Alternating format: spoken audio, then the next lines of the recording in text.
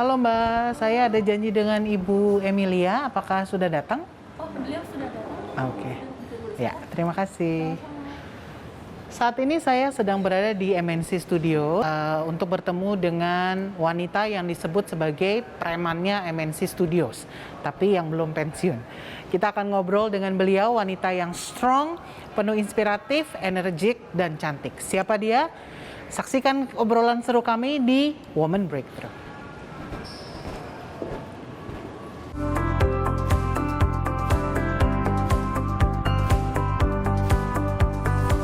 Woman Breakthrough.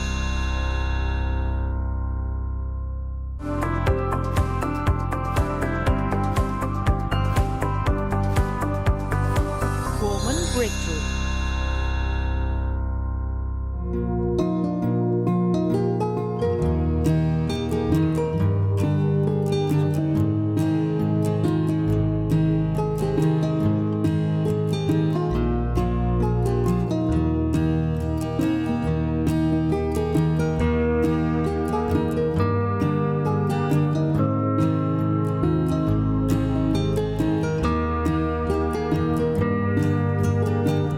Nah, saat ini saya sudah bersama dengan bintang tamu yang cantik juga energetik, Ibu Emilia.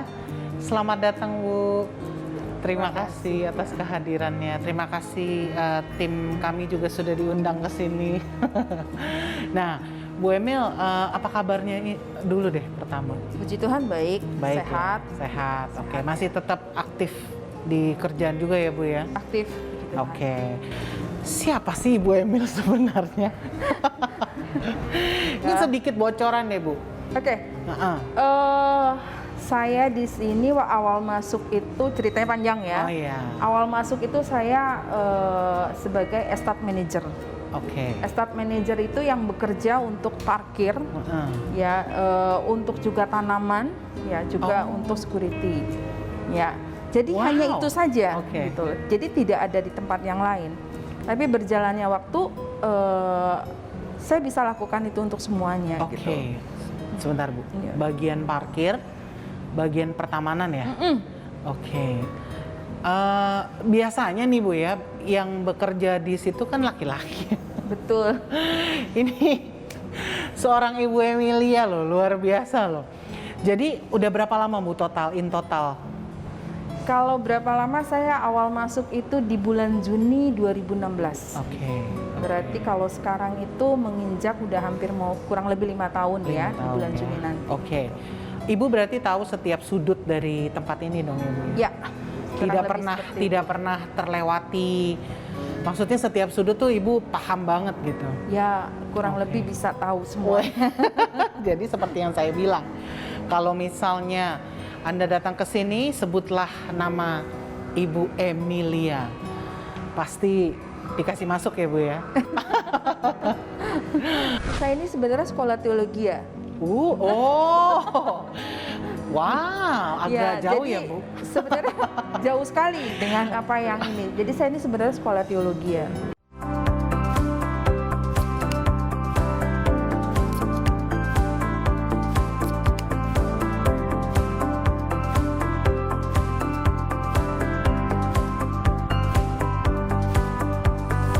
Woman Breakthrough.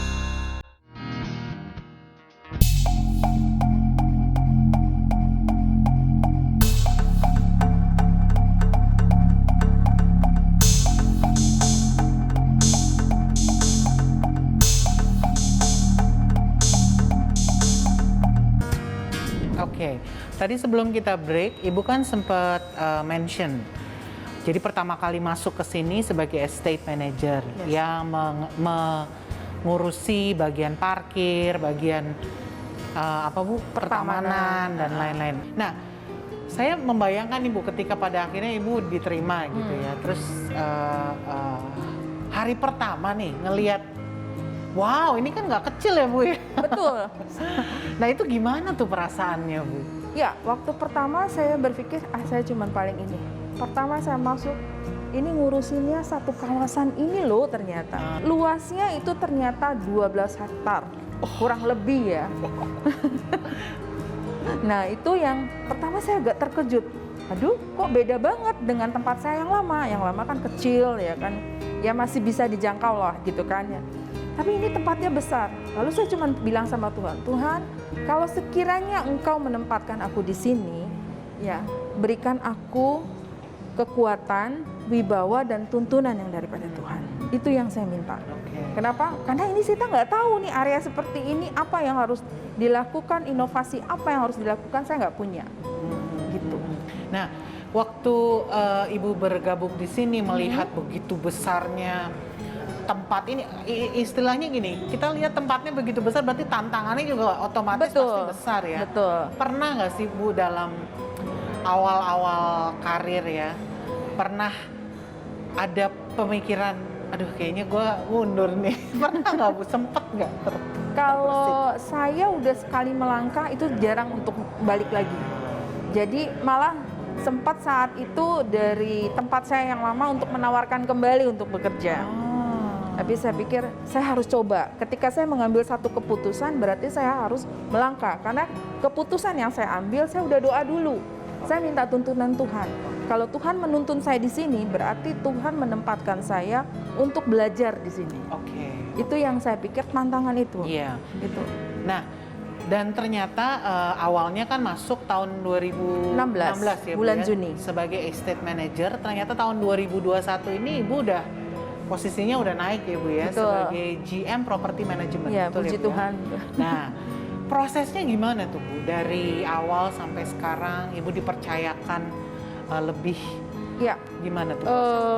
Saya nggak tahu untuk seperti apa. Jadi intinya di tahun 2016 itu sampai di tahun 2020 itu saya masih berstatusnya estate manager. Memang estate manager yang pertama yang saya infokan adalah dia bekerjanya hanya pertamanan, ya kan, terus parkir, ya. Tapi karena saya ada masuk dalam satu building management, bukan berarti saya tidak perlu ikut lagi untuk tahu tempat yang lain. Saya tetap kalau ada orang yang komplain, itu orang komplainnya ke saya. Langsung. Bu, ini begini. Waktu itu memang ada atasan saya, teman saya ya, dia baik juga gitu. Nah, dia kan sebagai atasan saya. Nah, orang-orang tuh nggak komplain ke dia, tapi komplain ke saya. Saya berpikir, ya sudah, kalau memang orang itu percaya untuk komplain yang bisa dilakukan, bisa di-action, saya lakukan. Dan komplainnya itu ternyata di luar dari jobnya saya ya. Kayak ada masalah engineering, ya kan, masalah yang ini itu kan jarang sekali untuk yang estate manager itu. Saya pikir, ya udah, saya lakukan. Karena saya lakukan itu dengan sepenuh hati. Nah, itu yang berjalannya mungkin yang akhirnya dipercayakan saya untuk lebih lagi. Nah, di jalannya saya dari estate manager sampai ini, saya tuh tahu. Jadi, misalnya tentang AC ini seperti apa. Walaupun saya nggak tahu secara detailnya, tapi saya mau belajar. Saya turun. Oh, ini masalahnya ini. Kenapa masalahnya ini begini? Saya tanya. Masalahnya kenapa? Oh, karena background-nya begini. Itu biasanya saya langsung tanya.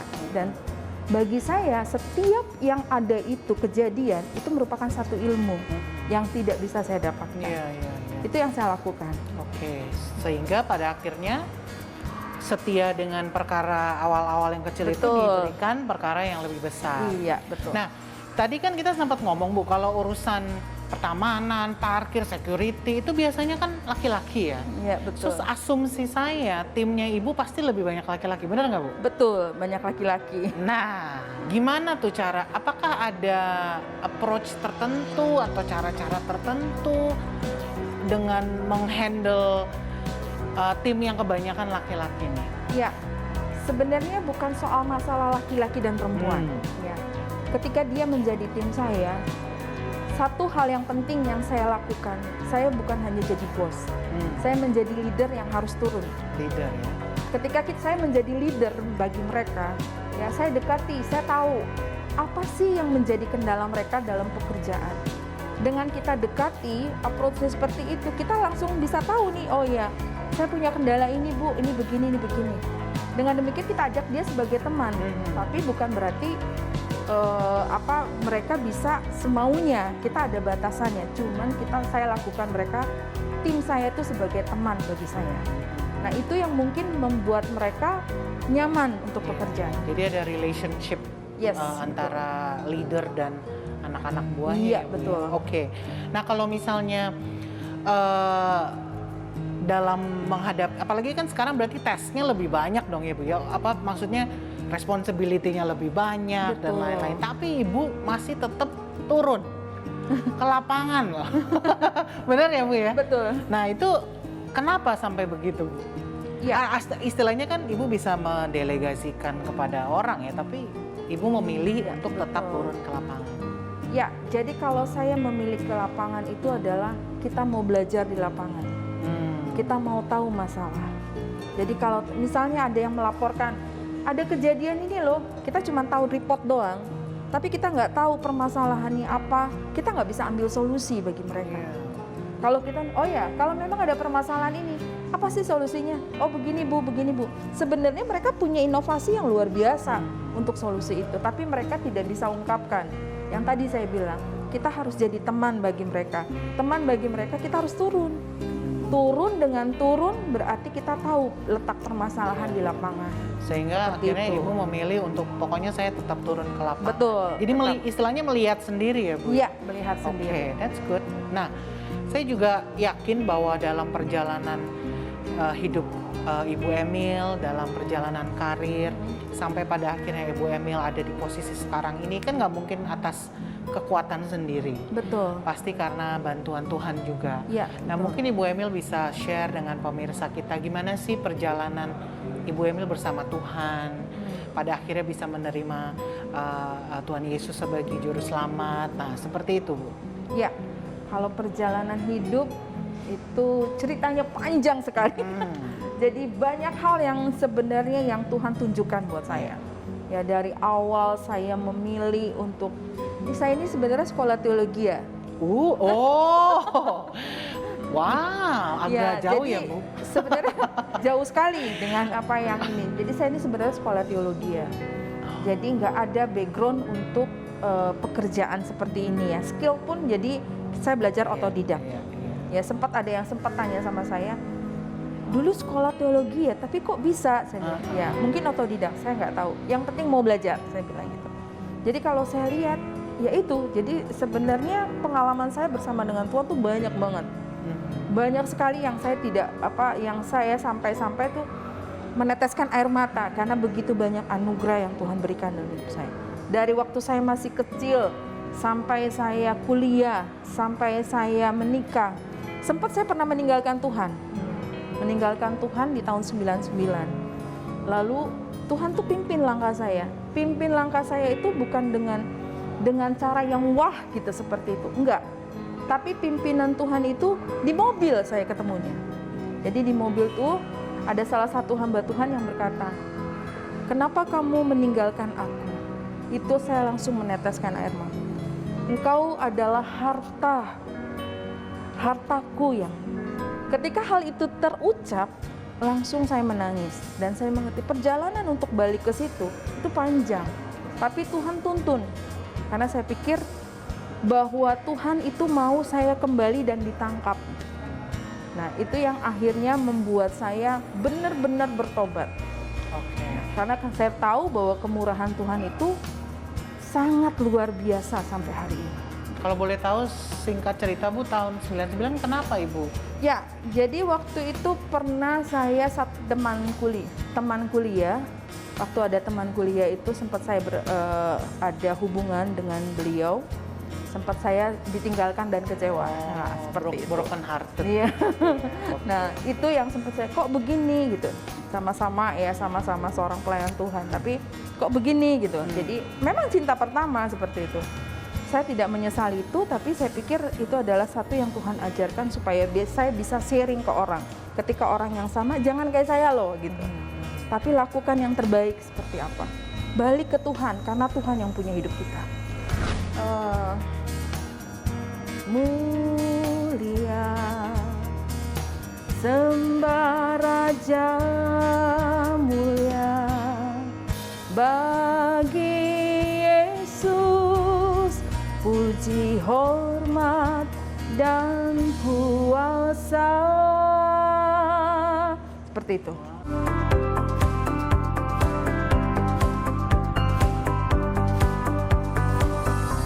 Breakthrough.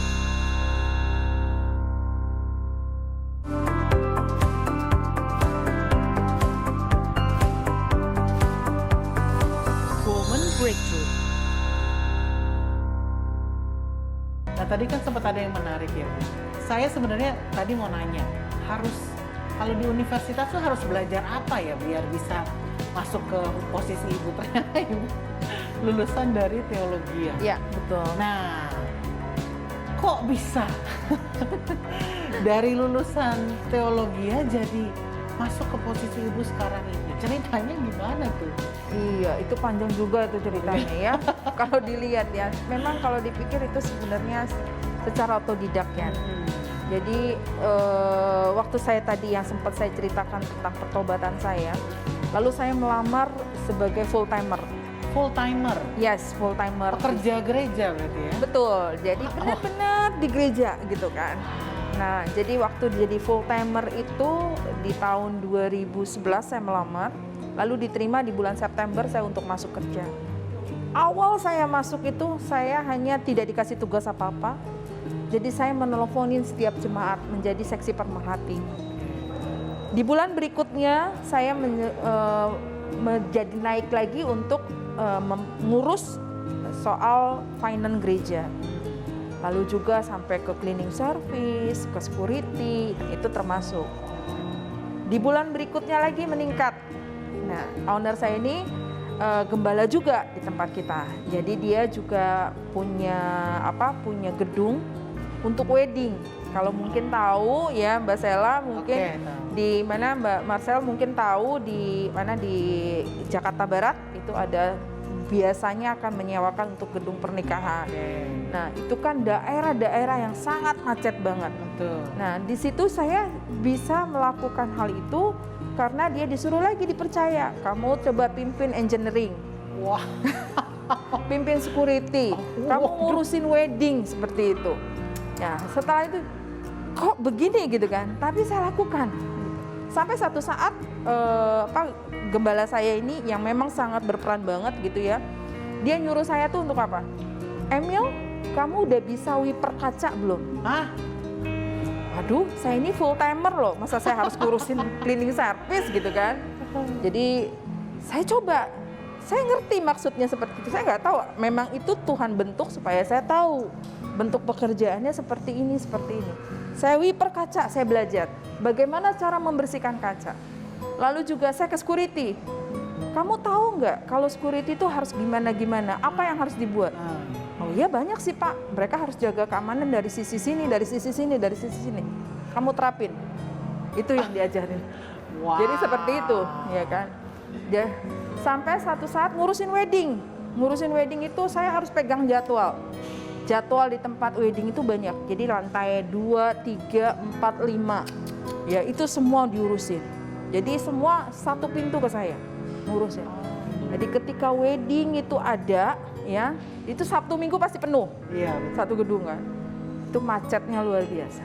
Mulailah dengan actionnya saya, Emilia preman itu yang tadi dibilang. Preman itu ngatur flow untuk parkir. Jadi turun ke lapangan nih. Yes. Ngurusin traffic di situ. Betul, ngurusin traffic karena itu jalurnya seperti itu, ada pintu sini sama pintu sana. Saya mulai turun. Yang sini sebelah sini, yang sana sebelah sana. Saya bilang. Jadi itu yang saya lakukan. Jadi saya pikir, kenapa ya? Ya saya harus belajar itu. Tuhan mungkin bentuk saya seperti itu. Turun gitu loh jadinya. Jadi mikirnya seperti itu. Wow, jadi memang sebenarnya udah dipersiapkan ya. Maksudnya walaupun mungkin secara besar dan luasnya tidak seperti ini. Betul. Ya Bu Emil, tapi tanggung jawabnya tuh ternyata emang udah dipersiapkan sama Tuhan dari pekerjaan sebelumnya ya. Betul. Nah tapi sebelumnya nih Bu, waktu Ibu sekolah teologi ya sebenarnya apa sih yang menjadi cita-cita atau keinginan Bu Emil setelah nanti nih ketika saya lulus dari sekolah teologi ini saya mau begini. Pada saat itu apa sih pemikiran Bu Emil? Sebenarnya saya waktu itu cuma punya satu. Saya cuma pengen ngajar. Oh. Karena saya dulu pernah ngajar sekolah minggu, ngajar sekolah, ya kan. Dan itu saya senang. Kenapa? Saya mau belajar mengajarkan orang bagaimana begini, soal pelajaran, soal apa. Nah, itu saya lakukan. Passionnya mengajar. Ya, saya sebenarnya kepengen mengajar. Gitu. Lalu, ya mungkin ini yang dipersiapkan Tuhan buat saya. Dibentuk, ayo, satu saat nanti kamu akan bagi hal ini, sharing ke siapa-siapa. Jadi itu yang dipikirkan dalam hati saya ya. Oke. Sampai saat ini saya pikir, apa sih yang Tuhan mau bagi saya juga nggak ngerti. Biasanya kalau seorang hamba Tuhan, kepengennya itu cuma melayani, punya jemaat kan seperti itu. Tapi saya nggak seperti itu. Wow. Cuma ngajar maunya. Iya. Nah, Ibu bilang tadi sempat otodidak semuanya ya? Iya, betul. Jadi sama sekali nggak ada bekal gitu ya? Sama secara- sekali nggak ada. Oh. Jadi memang harus turun. Jadi kayak di lift ya, waktu mereka servis, mereka kan ngajuin untuk surat tanda tangan ya dari laporan mereka. Saya naik ke sangkar. Jadi saya naik sangkar karena saya pengen tahu. Misalnya kan ada penggantian. Oh, yang mau diganti seling gitu kan. Saya pastiin dulu bener nggak yang diganti seling. Karena kenapa? Owner yang kita punya itu sangat teliti. Bener nggak? Jangan percaya ngomongan orang. Jadi makanya saya harus naik dan lihat selingnya seperti apa. Terus ada kendala seperti apa. Jadi intinya sampai saat ini saya tahu dikit gitu soal lift. Pernah ada momen-momen nangis karena pekerjaan nggak sih, Bu? Sangat banget. Ya, karena satu saat mungkin merasa jenuh ya, pekerjaan yang begitu banyak dan capek kan, karena tanggung jawabnya bukan hanya situ saja. Ya, saat itu pernah ada. Pasti ada momen nangis ya? Pasti ada. Oke, saya bisa membayangkan sih. Berarti kalau sekarang saya tanya gimana cara membersihkan kaca, Bu Emil tahu dong? Tahu dong. Oke.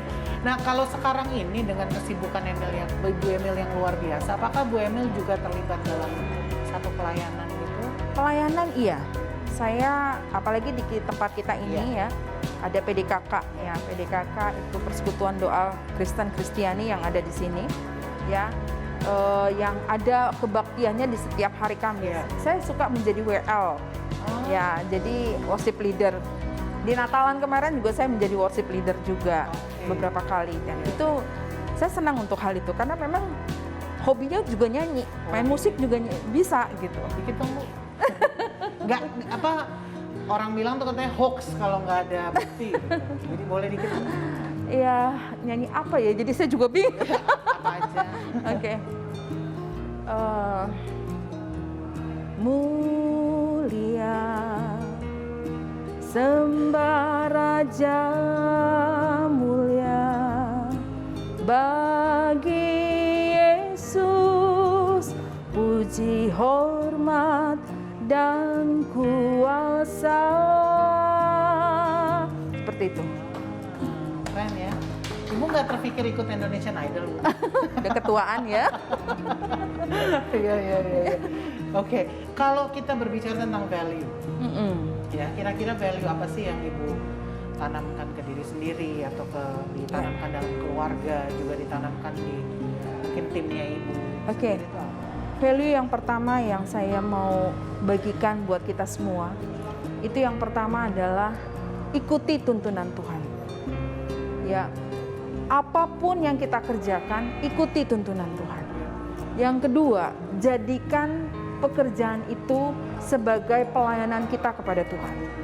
Jadi apapun yang kita perbuat dengan segenap hati seperti untuk Tuhan, bukan untuk manusia, bukan untuk pujian. Itu yang kita lakukan. Yang ketiga, rendah hati. Orang yang rendah hati itu mau belajar. Orang yang rendah hati itu mau ditegur ketika salah. Orang yang rendah hati itu mau bekerja sama dengan orang lain, tidak sombong gitu. Yang terakhir, disiplin dalam waktu, disiplin dalam bekerja. Oke.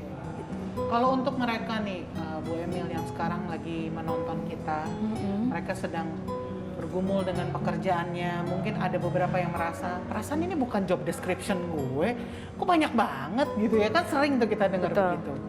Mungkin bergumul dengan, timnya atau bosnya atau ya pokoknya menyebabkan mereka ini jadi kayak bekerja itu sulit gitu ya, untuk bertahan juga sulit. Nah, tips apa nih Bu Emil? Saya satu tipsnya. Tipnya itu adalah ayat saya yang saya sangat suka dalam setiap pekerjaan saya.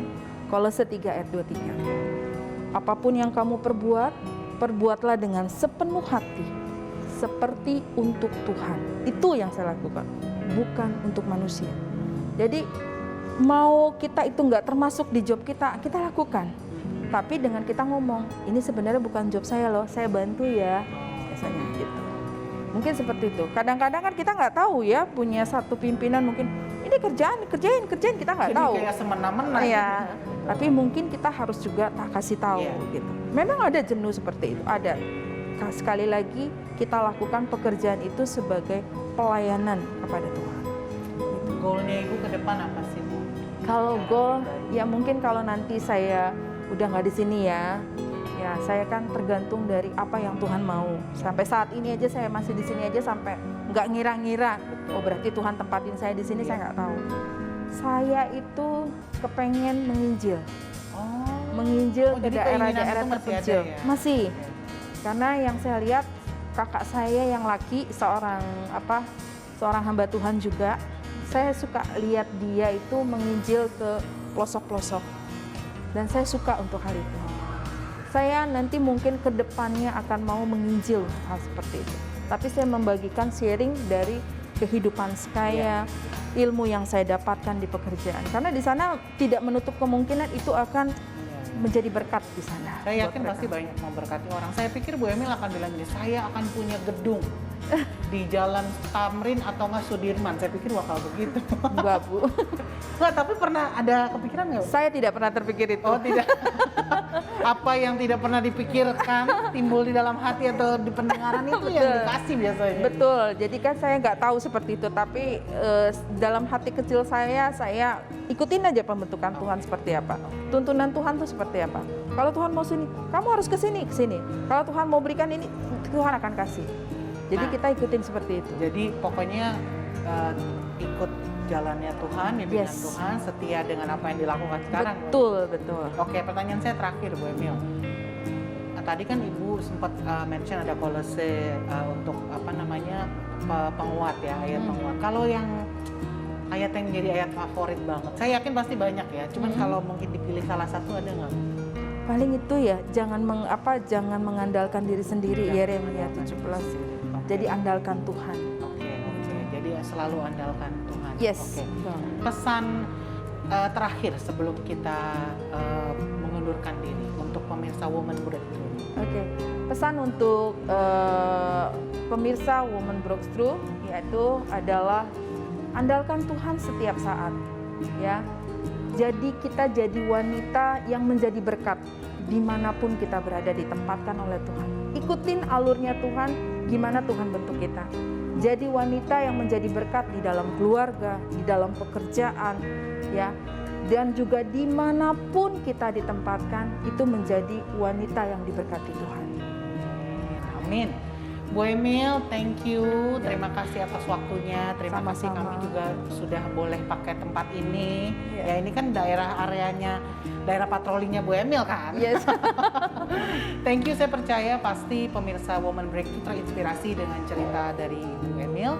Kita ketemu lagi di kesempatan yang akan datang dengan narasumber-narasumber yang tentunya akan menginspirasi kita. Saya Marcella Lumoa pamit dulu. Tuhan Yesus memberkati. Bye.